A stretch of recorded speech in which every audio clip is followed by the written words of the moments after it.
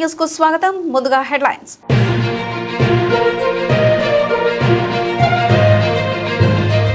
Assembly ఎన్నికల counting ఉత్కంఠ రేపుతున్న trends. పశ్చిమ బెంగాల్, అస్సాంలో బీజేపీ ముందంజ.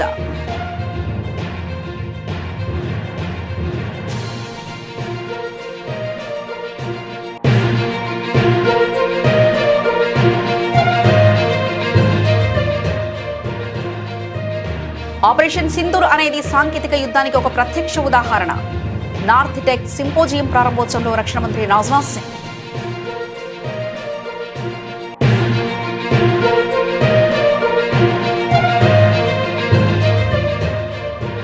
Nandigram scene repeat. భవానీపూర్లోనూ మమతపై సువేందు ముందంజ.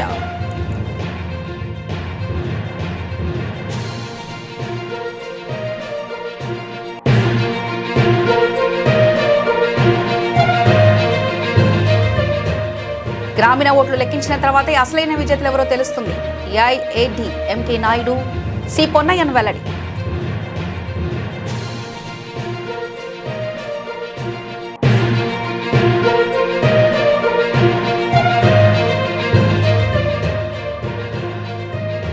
దేశమంతా బీజేపీని కోరుకుంటుంది. ఎన్నికల ఫలితాల నేపథ్యంలో బండి సంజయ్ ఆసక్తికరమైన వ్యాఖ్యలు.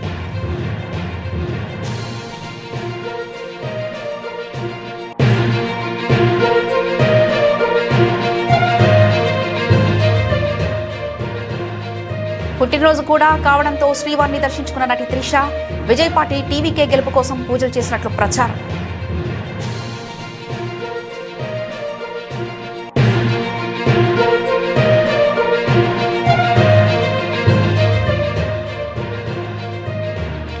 సదాశివపేటలో శనగల కొనుగోలు కేంద్రాన్ని పరిశీలించిన మాజీ మంత్రి కేటీఆర్. పాత పద్ధతిలోనే వడ్లు, శనగలు, జొన్నలు కొనుగోలు చేయాలని డిమాండ్.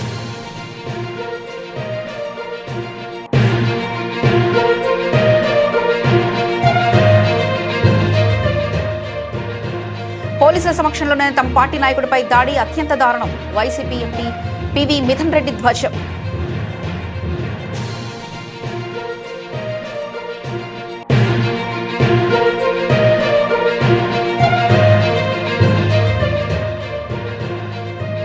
మన్నే కృషాంక్ ను పరామర్శించిన కేటీఆర్. వేధింపు రాజకీయాలతో బీఆర్ఎస్ నేతలపై అక్రమ కేసులు పెడుతుందని ఆరోపణ.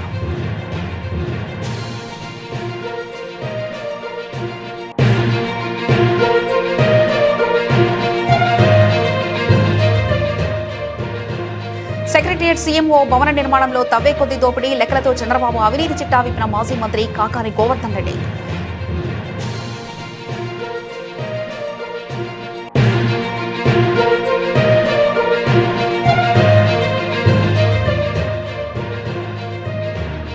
పంజాబ్ పై గుజరాత్ థ్రిల్లింగ్ విక్టరీ. 4 వికెట్లతో గుజరాత్ ను కట్టడి చేసిన జసన్ హోల్డర్.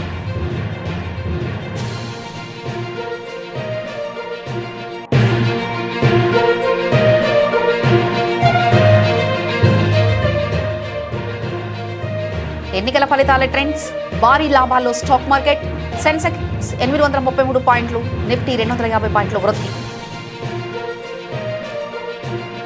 కేరళ, పశ్చిమ బెంగాల్, తమిళనాడు, అసోంతో పాటు కేంద్రపాలిత ప్రాంతాలైన పుదుచ్చేరి అసెంబ్లీకి జరిగిన ఎన్నికల ఫలితాల ట్రెండ్స్ వెలువడుతున్నాయి. సోమవారం ఉదయం 8 గంటలకు ఓట్ల లెక్కింపు ప్రారంభమైంది. కట్టుదిట్టమైన భద్రత మధ్య అధికారులు కౌంటింగ్ ప్రక్రియను మొదలుపెట్టారు. మధ్యాహ్నం నాటికి ఫలితాలపై పూర్తి స్పష్టత వచ్చే అవకాశం ఉంది. కేరళలోని 140 అసెంబ్లీ స్థానాలకు సంబంధించిన ఓట్ల లెక్కింపు ఉత్కంఠగా సాగుతుంది. తొలుత పోస్టల్ బ్యాలెట్లు లెక్కించగా ప్రారంభ ట్రెండ్స్ లో కాంగ్రెస్ నేతృత్వంలోని యునైటెడ్ డెమోక్రటిక్ ఫ్రంట్ యూడీఎఫ్ ఆధిక్యంలో కొనసాగుతుంది.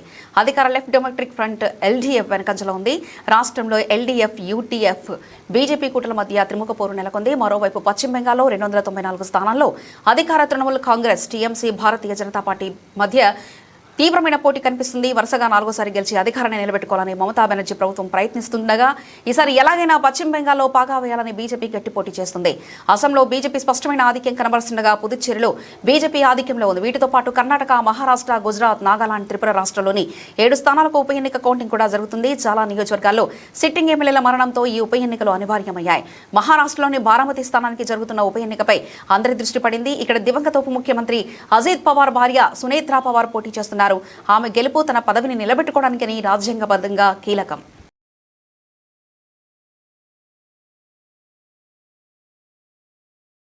ఉత్తరప్రదేశ్లోని ప్రయాగ్రాజ్లో జరిగిన నార్త్ టెక్ సింపోజియం ప్రారంభోత్సవ కార్యక్రమంలో రక్షణ మంత్రి రాజ్నాథ్ సింగ్ ముఖ్య అతిథిగా హాజరయ్యారు. ఈ సందర్భంగా ఆయన మాట్లాడుతూ ఆపరేషన్ సింధూర్ అనేది సాంకేతిక యుద్ధానికి ఒక ప్రత్యక్ష ఉదాహరణ అని తెలిపారు.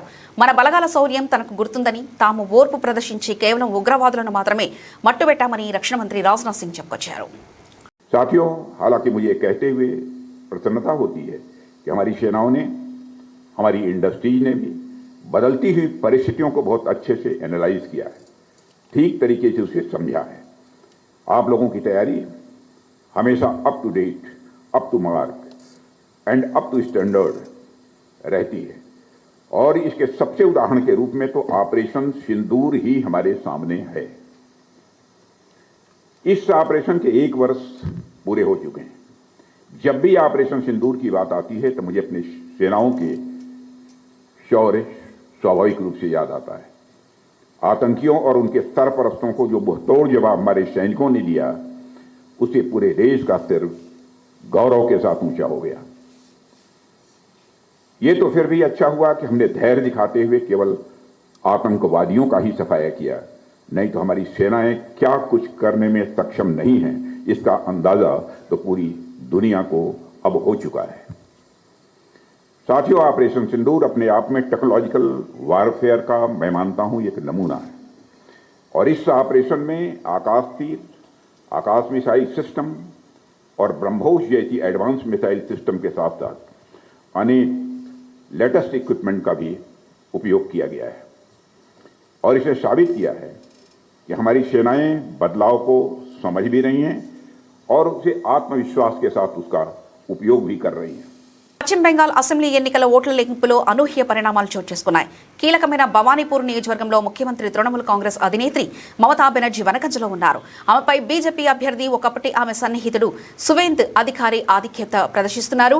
రాష్ట్ర వ్యాప్తంగా తొలి రౌండ్లలో బీజేపీ హవా కనిపిస్తుంది. ఉదయం 9:20 సమయానికి బీజేపీ 154 స్థానాల్లో, తృణమూల్ కాంగ్రెస్ 107 సీట్లలో ముందంజలో ఉన్నారు. కాంగ్రెస్ 5 స్థానాల్లో ఆధిక్యతలో ఉంది.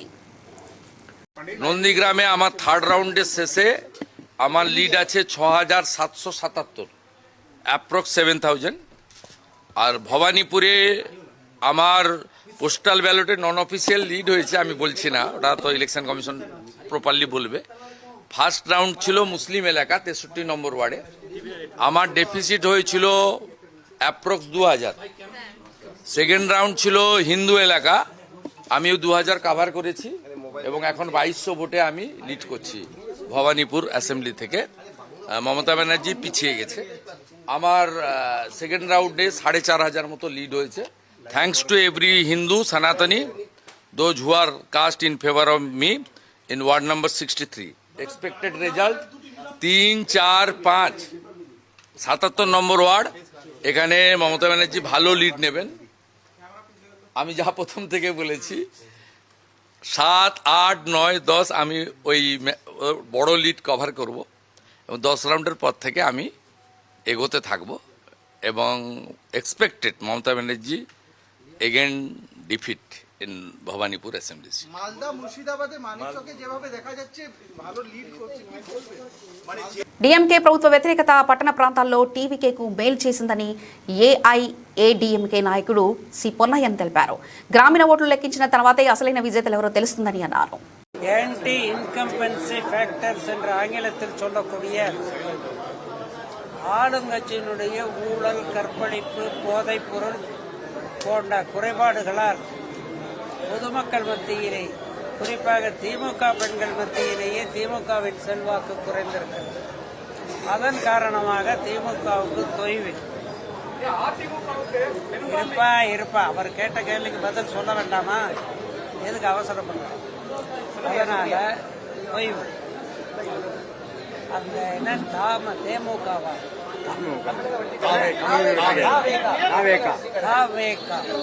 அந்த தாவேக்காவை பொறுத்த வரைக்கும் கணக்கை துல்லியமாக போட்டு பார்ப்பீர்களே என்றால் அவர்களுக்கு அர்பன் ஏரியாக்களில் திமுகவுக்கு ஏற்பட்ட தொய்வு, அந்த பிசிகே, அது என்ன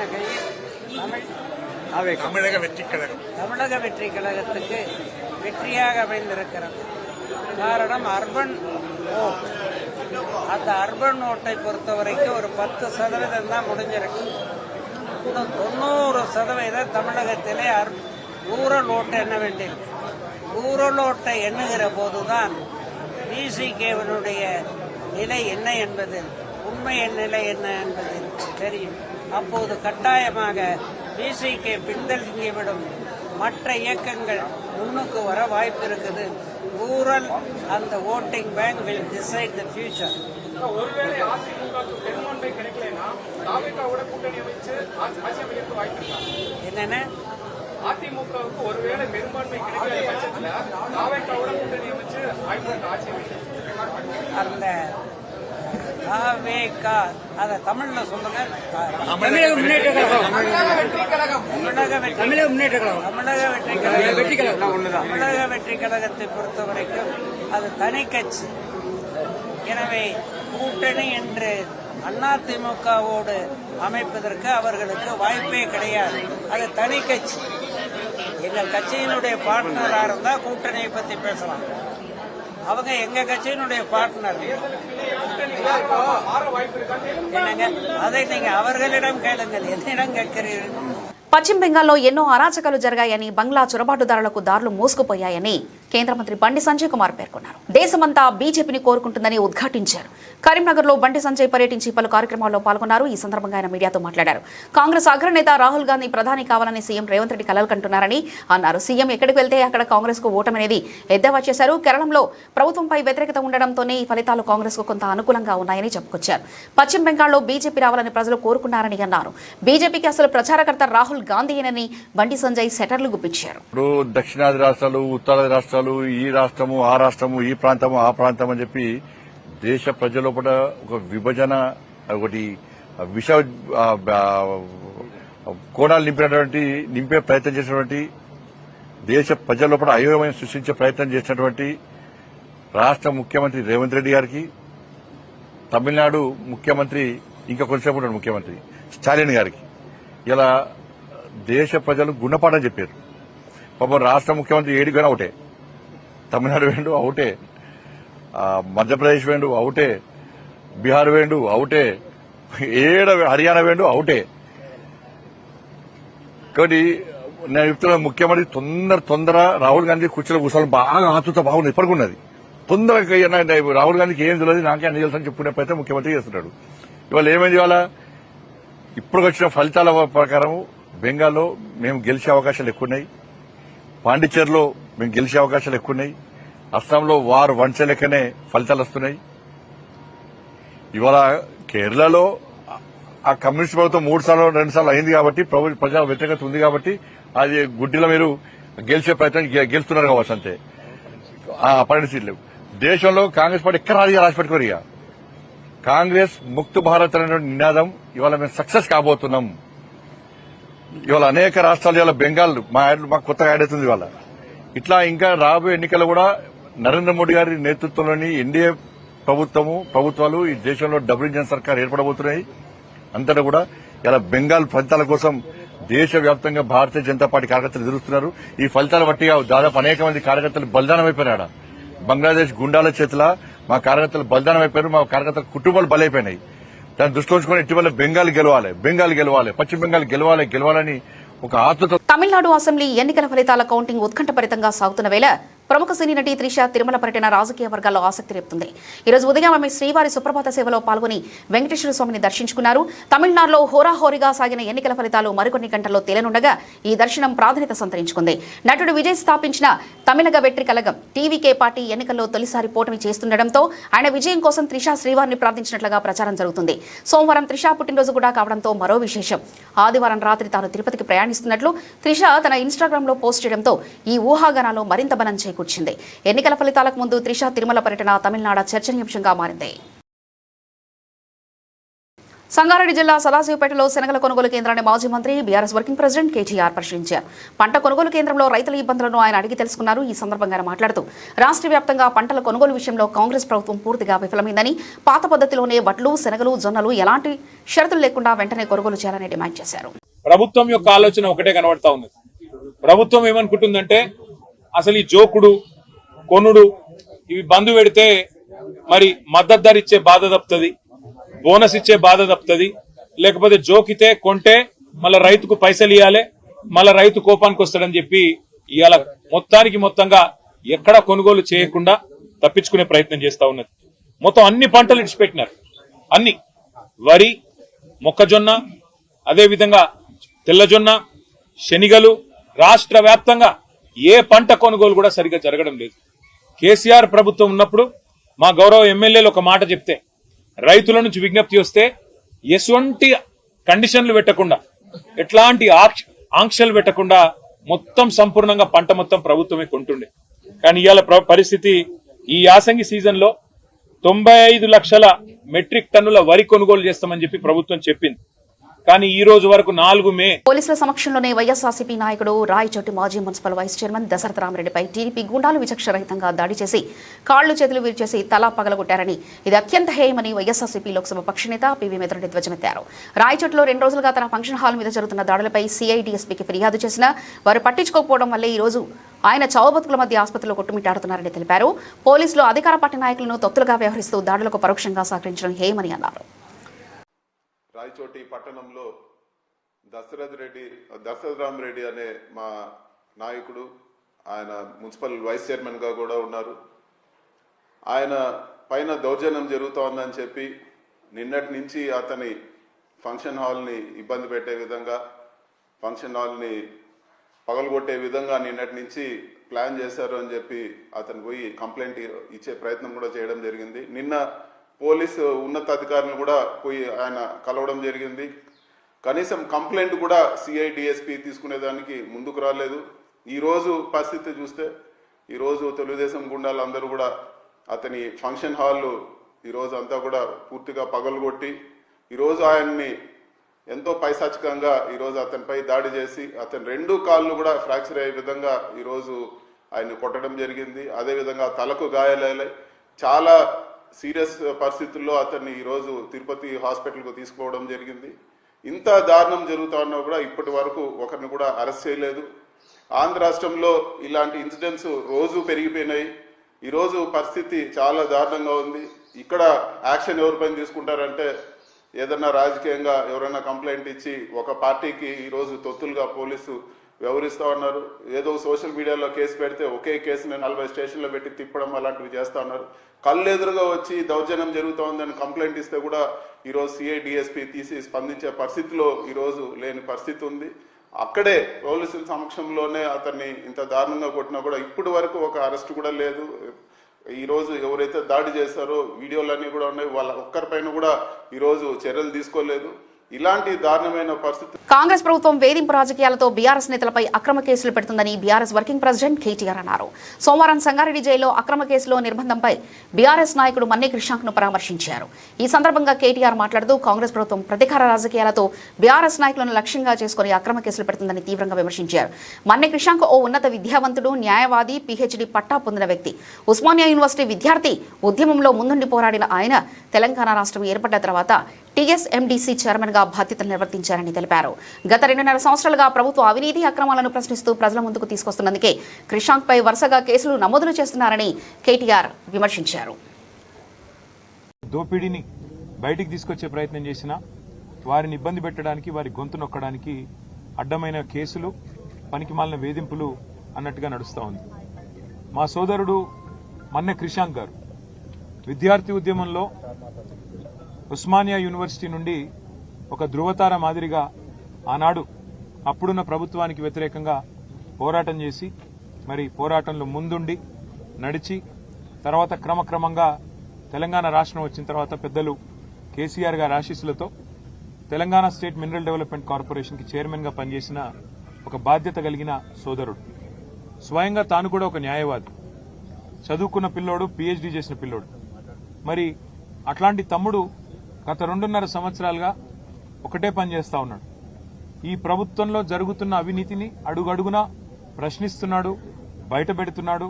ప్రభుత్వం చేస్తున్న అరాచకాల్ని ఎప్పటికప్పుడు వెలుగులోకి తెస్తా ఉన్నాడు, ప్రజల దృష్టికి తెస్తా ఉన్నాడు. ఇవాళ ఆయన మీద కోపంతో ఆయనని ఒక పనికిమాలిన కేసులో, నిజానికైతే ఆయన మీద పెట్టిన కేసు 4 ఏళ్ల కంటే తక్కువ శిక్ష పడే కేసు, స్టేషన్లోనే బెయిల్ ఇచ్చి పంపించాల్సిన కేసు. కానీ జైల్లో పెట్టి ఈరోజు 12వ రోజు జైల్లో పెట్టి హ్యాబిచువల్ అఫెండర్ అని, అంటే ఈ అబ్బాయి ఇలాగే క్రమేపీ మరి వరుసగా చేస్తున్నాడు ఈ పని అని చెప్పి కేసులు పెట్టి దాదాపు 35 కేసులు. అవి కూడా ఏం కేసులు? ముఖ్యమంత్రి రేవంత్ రెడ్డి గారి ప్రభుత్వం ప్రపంచ సుందరి పోటీలు ఏవైతే ఇక్కడ జరిగినాయో అందులో మిస్ ఇంగ్లాండ్ ని వేధించింది, 2 కాంగ్రెస్ నాయకులు ఆ అమ్మాయిని సెక్షువల్లీ హరాస్ చేసినారు అని ట్వీట్ చేస్తే ఒక కేసు. రేవంత్ రెడ్డి గారి అల్లుడు వారి బినామీ కంపెనీలు వాటికి సంబంధించిన భాగోతాన్ని బయటపెడితే మరొక కేసు. రేవంత్ రెడ్డి గారి బావమరిది సుజన్ రెడ్డికి అమృత్లో కాంట్రాక్ట్లు ఎట్లా ఇస్తారు, కేంద్ర ప్రభుత్వం మీరు కుమ్మక్కయ్యారు అని చెప్పి అది బయటికి తీసుకొస్తే మరొక కేసు. రేవంత్ రెడ్డి గారి ఊళ్ళో కొండారెడ్డిపల్లిలో ఒక మాజీ సర్పంచ్ సాయిరెడ్డి గారిని వీళ్ల సోదరులు భయపెట్టి భయభ్రాంతులకు గురిచేసి ఆయన చావుకు కారణమైనారు అని చెప్పి మరి బయట పెడితే దాని మీద ఒక కేసు. ఈ రకంగా 35 కేసులు తమ్ముడు మన్నె క్రిషాంక్ మీద పెట్టి ఇవాళ తనతో పాటు ఒక 10 మంది పిల్లల్ని ఇక్కడ తీసుకొచ్చి సంగారెడ్డి జైల్లో పెట్టి వారి కుటుంబ సభ్యులకు క్షోభ కలిగించడమే కాకుండా పైశాచికానందం పొందుతున్నారు ముఖ్యమంత్రి గారు. నేను ముఖ్యమంత్రి గారిని కోరుతా ఉన్నా, ఈ ప్రభుత్వాన్ని డిమాండ్ చేస్తా ఉన్నా, మీరు బీఆర్ఎస్ సోషల్ మీడియా మీద బీఆర్ఎస్ నాయకత్వం మీద మీరు పెట్టే శ్రద్ధలో ఒక పైసా ఈ రాష్ట్రంలో శాంతి భద్రతల అదుపు మీద, రాష్ట్రంలో జరుగుతున్న అరాచకమైన నేరాల మీద కొద్దిగా దృష్టి పెట్టండి. నిన్న కరీంనగర్లో చూడండి, పట్టపగలు 11 గంటలకి, ఉదయం పగలు కూడా కాదు, ఉదయం 11 గంటలకి ఒక జ్యువెలరీ షాప్ మీద దాడి చేసి 4 తుపాకీతో కాల్చేసి వాళ్ళందరూ హాస్పిటల్లో చావు బతుకుల్లో కొట్లాడుతూ ఉన్నారు. అట్లాంటి పరిస్థితులు ఇవాళ రాష్ట్రంలో ఉంటే మీకేమో ఇంతసేపు మీ మీద ఎవరు ట్వీట్ పెట్టారు, ఎవరు ఇన్స్టాగ్రామ్ లో పోస్ట్ పెట్టారు, దీనివల్ల రేవంత్ రెడ్డి గారికి పరువు ఏమవుతుంది? ఆయనకు అసలు పరువు ఉంటే కదా పోనీకే, ఆయనకు అసలు సిగ్గంటూ ఉంటే, లజ్జ అంటూ ఉంటే, ఇచ్చిన హామీలు నెరవేర్చకుండా తప్పించుకొని తిరుగుతున్న ముఖ్యమంత్రి గారు మీ గురించి ప్రజలేమనుకుంటున్నారో వినే ప్రయత్నం చేయండి. మా నాయకులను వేధించినంత మాత్రాన మాకు తాత్కాలికంగా కొంత ఇబ్బంది ఉంటుందేమో, కానీ భయపడేది లేదు, వెనక్కి తగ్గేది లేదు. నీ 420 హామీలు, నీ 13 డిక్లరేషన్లు ఇవి అమలు చేసేదాకా మేము ప్రశ్నిస్తూనే ఉంటాం, పోరాడుతూనే ఉంటాం. ఈరోజు అమరావతి రాజధానిని సీఎం చంద్రబాబు ప్రపంచ స్థాయి అవినీతికి కేరాఫ్గా మార్చేశారని, సీఎంఓ హెచ్ఓడి భవనాలు, సెక్రటరియట్ నిర్మాణాల ముసుగులో జరుగుతున్న అవినీతే దానికి నిలవెత్తు సాక్ష్యమని నెల్లూరు జిల్లా వైఎస్ఆర్సీపీ అధ్యక్షుడు మాజీ మంత్రి కాకాని గోవర్ధన్ రెడ్డి వెల్లడించారు. ప్రపంచంలో ఎక్కడా లేని విధంగా చదరపడుగు నిర్మాణానికి 20,439 రూపాయలు ఖర్చు చేయడం చూస్తుంటే ఎవరికైనా ఒళ్ళు గగ్గురు పడుతుందని అన్నారు. ఇదంతా చూశాక అవినీతిలో చంద్రబాబును మించిన మాస్టర్ మైండ్ ఎవరైనా ఉంటారా అంటూ ఆయన ప్రశ్నించారు. షేక్ అవుతున్నాడు చంద్రబాబు, జగన్మోహన్ రెడ్డి గారు మామూలుగా అని చెప్పి చెప్పగానే చంద్రబాబు నాయుడికి బాడీ షేక్ ఇస్తుంది. అందుకని పాపం ఏం చేయాలో తోచగా రకరకాలుగా మంత్రులతో ప్రెస్ మీట్లు పెట్టించడం, మా గురించి మాట్లాడడం, మరలా అమరావతిలో జరిగేటువంటి దోపిడీ చూస్తుంటే ఈరోజు ముక్కు మీద వేలేసుకుంటున్నారు ప్రజలు. ఇది ఎవరు పేటెంట్, ఎవరు హత్యా రాజకీయాలను ప్రోత్సహించారు, ఎక్కడ వంగవేటి రంగా గారి దగ్గర నుంచి పెంగళి దశరథరామ దగ్గర నుంచి ఎంతమందిని మీరు పొట్టన పెట్టుకున్నాడు చంద్రబాబు నాయుడు.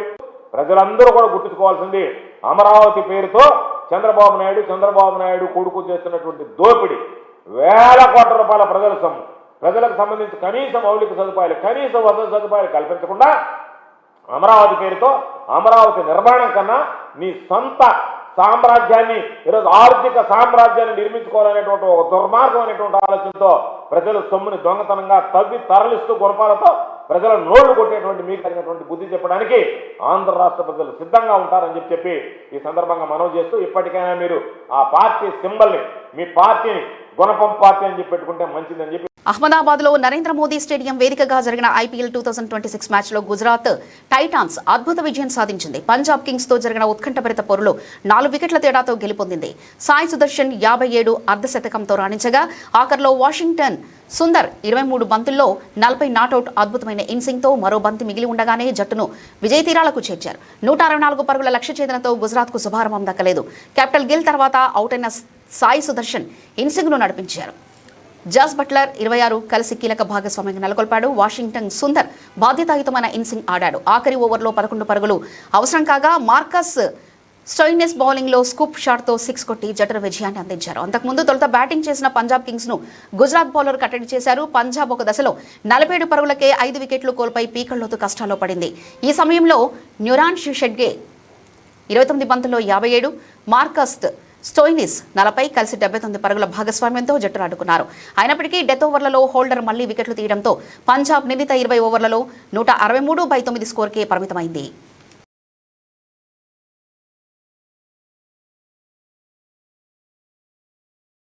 దేశీయ స్టాక్ మార్కెట్ సోమవారం ట్రెండింగ్ ను భారీ లాభాలతో ప్రారంభించాయి.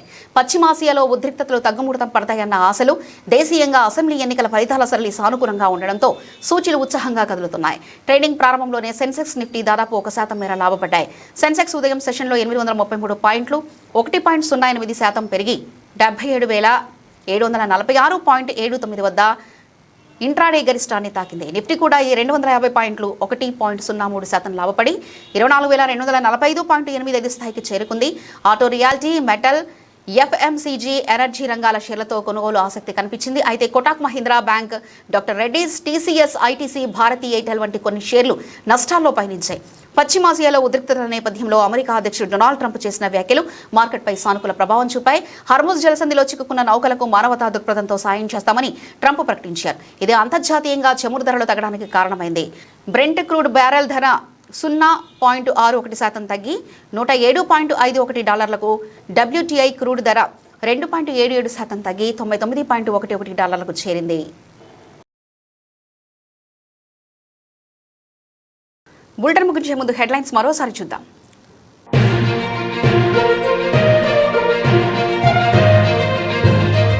అసెంబ్లీ ఎన్నికల కౌంటింగ్ ఉత్కంఠ రేపుతున్న ట్రెండ్స్. పశ్చిమ బెంగాల్, అస్సాంలో బీజేపీ ముందంజ.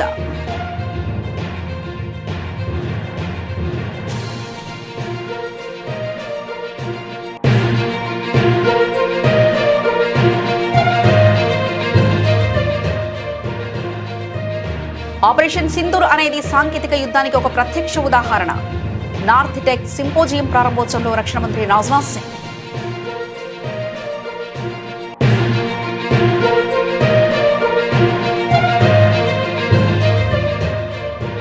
Nandigram scene repeat. భవానీపూర్లోనూ మమతపై సువేందు ముందంజ.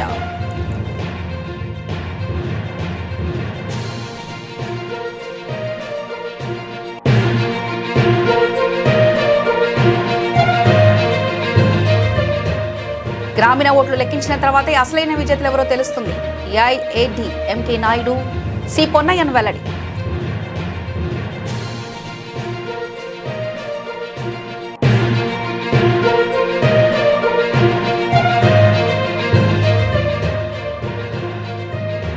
దేశమంతా బీజేపీని కోరుకుంటుంది. ఎన్నికల ఫలితాల నేపథ్యంలో బండి సంజయ్ ఆసక్తికరమైన వ్యాఖ్యలు.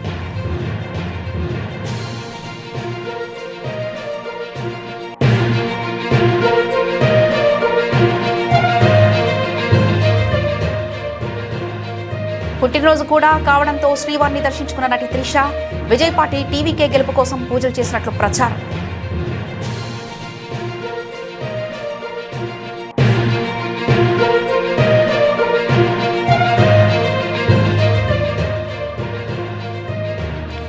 సదాశివపేటలో శనగల కొనుగోలు కేంద్రాన్ని పరిశీలించిన మాజీ మంత్రి కేటీఆర్. పాత పద్ధతిలోనే వడ్లు, శనగలు, జొన్నలు కొనుగోలు చేయాలని డిమాండ్.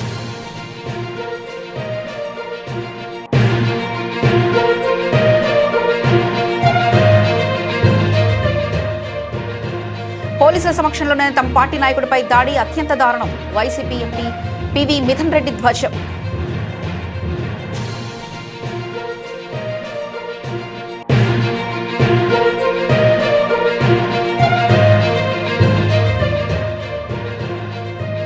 మన్నే కృషాంక్ ను పరామర్శించిన కేటీఆర్, వేధింపు రాజకీయాలతో బీఆర్ఎస్ నేతలపై అక్రమ కేసులు పెడుతుందని ఆరోపణ.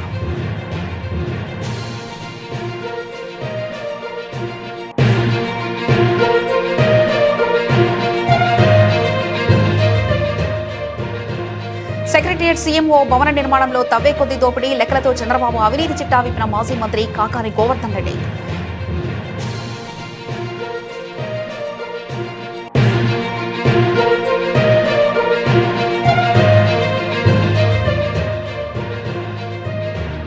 పంజాబ్ పై గుజరాత్ థ్రిల్లింగ్ విక్టరీ. 4 వికెట్లతో గుజరాత్ ను కట్టడి చేసిన జసన్ హోల్డర్.